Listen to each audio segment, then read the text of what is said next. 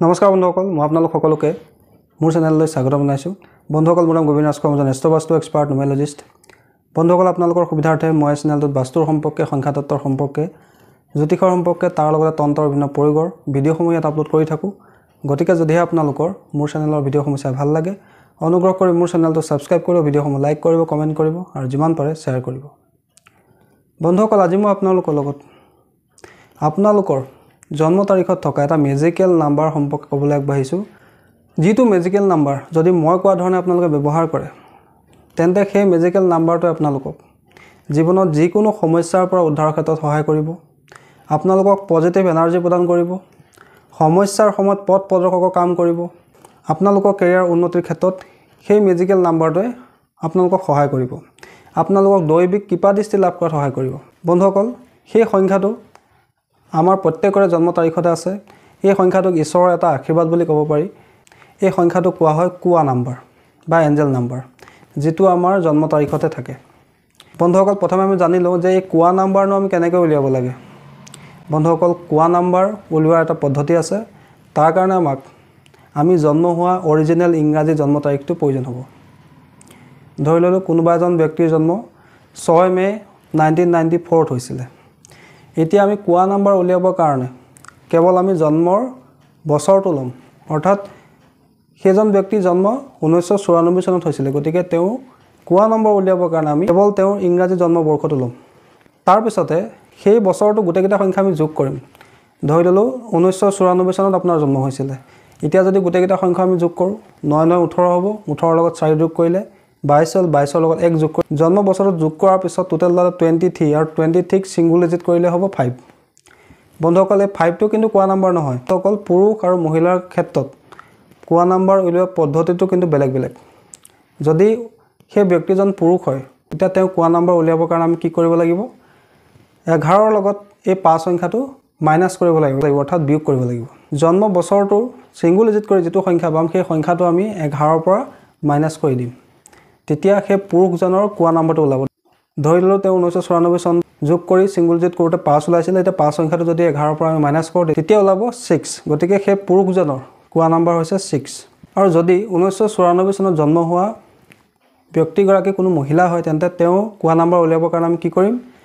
যিটো জন্ম বছৰ আছে সেইটো যোগ কৰি যিটো সংখ্যা পাম, তাৰ লগত আমি 4 যোগ কৰিম। 1994 চনটো আমি যোগ কৰি ছিংগুল ডিজিট কৰোঁতে 5 ওলাইছিলে। যদি সেই ব্যক্তিগৰাকী মহিলা হয়, তেন্তে আমি সেই 5ৰ লগত 4 যোগ কৰি দিম। টোটেল ওলাব 9।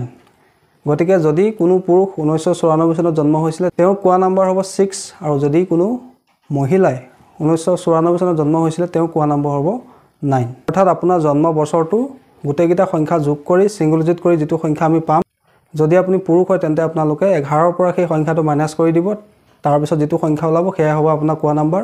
যদি আপুনি মহিলা হয়, তেন্তে আপোনালোকে সেই সংখ্যাটোৰ লগত জন্ম বছৰটো যোগ কৰি যিটো সংখ্যা আমি পাম, সেই সংখ্যাটোৰ লগত 4 যোগ কৰিলে যিটো সংখ্যা ওলাব, সেয়া হ'ব আপোনাৰ কোৱা নাম্বাৰ।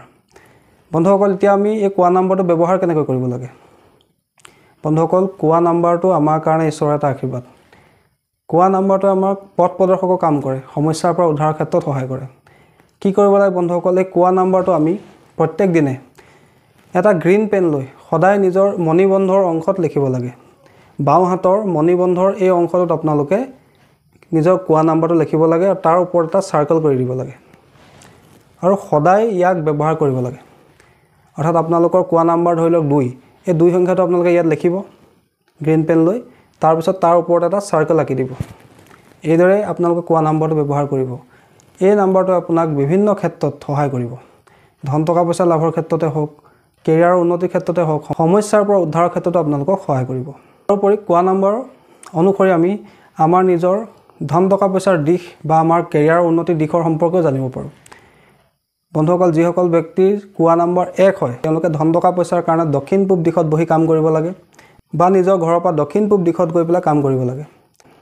যিসকল ব্যক্তিৰ কোৱা নম্বৰ 2 হয়, তেওঁলোকে ধন টকা পইচাৰ কাৰণে ঘৰৰ নৰ্থ ইষ্ট অৰ্থাৎ উত্তৰ পূব দিশত বহি কাম কৰিব লাগে বা নিজৰ ঘৰৰ পৰা উত্তৰ পূব দিশত গৈ কাম কৰিব লাগে।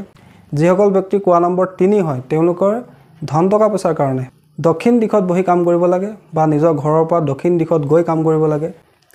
বন্ধুসকল, যিসকল ব্যক্তিৰ কোৱা নম্বৰ 4, তেওঁলোকে ধন টকা পইচাৰ কাৰণে ঘৰৰ উত্তৰ দিশত বহি কাম কৰিব লাগে বা নিজৰ ঘৰৰ পৰা উত্তৰ দিশত গৈ কাম কৰিব লাগে। যিসকল ব্যক্তিৰ কোৱা নম্বৰ 5 হয় তেওঁলোকে ধন টকা পইচাৰ কাৰণে ঘৰৰ দক্ষিণ পশ্চিম দিশত বহি কাম কৰিব লাগে বা নিজৰ ঘৰৰ পৰা দক্ষিণ পশ্চিম দিশত গৈ কাম কৰিব লাগে। যিসকল ব্যক্তিৰ কোৱা নম্বৰ 6 হয় তেওঁলোকে ধন টকা পইচাৰ কাৰণে পশ্চিম দিশত বহি কাম কৰিব লাগে বা নিজৰ ঘৰৰ পৰা পশ্চিম দিশত গৈ কাম কৰিব লাগে। যিসকল ব্যক্তিৰ কোৱা নম্বৰ 7 হয় তেওঁলোকে ধন টকা পইচাৰ কাৰণে উত্তৰ পশ্চিম দিশত বহি কাম কৰিব লাগে বা নিজৰ ঘৰৰ পৰা উত্তৰ পশ্চিম দিশত গৈ কাম কৰিব লাগে। যিসকল ব্যক্তিৰ কোৱা নম্বৰ 8 হয় তেওঁলোকৰ ধন টকা পইচাৰ কাৰণে ঘৰৰ দক্ষিণ পশ্চিম দিশত বহি কাম কৰিব লাগে বা নিজৰ ঘৰৰ পৰা দক্ষিণ পশ্চিম দিশত গৈ কাম কৰিব লাগে। যিসকল ব্যক্তিৰ কোৱা নম্বৰ 9 হয় তেওঁলোকে ধন টকা পইচাৰ কাৰণে নিজৰ ঘৰৰ পূব দিশত বহি কাম কৰিব লাগে বা নিজৰ ঘৰৰ পৰা পূব দিশত গৈ কাম কৰিব লাগে। এইদৰে আমি নিজৰ কোৱা নম্বৰটোৰ পৰা আমি ঘৰৰ কোন দিশত বহি কাম কৰিব লাগে, পঢ়িব লাগে সেই বিষয়ে গম পাব পাৰোঁ বা নিজৰ ঘৰৰ পৰা আমি কোন দিশত গৈ আমাৰ জীৱনত ধন টকা পইচা আহিব, আমাৰ জীৱনত উন্নতি আহিব সেই বিষয়ে গম পাব পাৰোঁ। তাৰোপৰি ইয়াক আমি সদায় নিজৰ বাহঁতত ডেইলি লিখিব লাগে যাতে ঈশ্বৰে দিয়া আশীৰ্বাদ আমাৰ লগত সদায় থাকে আৰু সেই সংখ্যাটোৱে যাতে আমাক সদায় ছাপোৰ্ট কৰে। তাৰ কাৰণে আমি সদায় নিজৰ কোৱা নম্বৰটো নিজৰ বাহঁতৰ মণিবন্ধৰ অংশত গ্ৰীণ পেনৰ সহায়ত লিখিব লাগে আৰু তাৰ ওপৰত এটা চাৰ্কেল বনাব লাগে।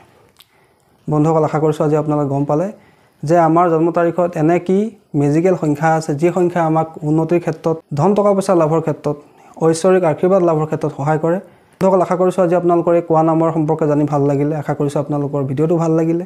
যদি ভাল লাগিলে অনুগ্ৰহ কৰি ভিডিঅ'টো লাইক কৰি দিব, কমেণ্ট কৰিব আৰু মোৰ চেনেলটো ছাবস্ক্ৰাইব কৰিব। ধন্যবাদ।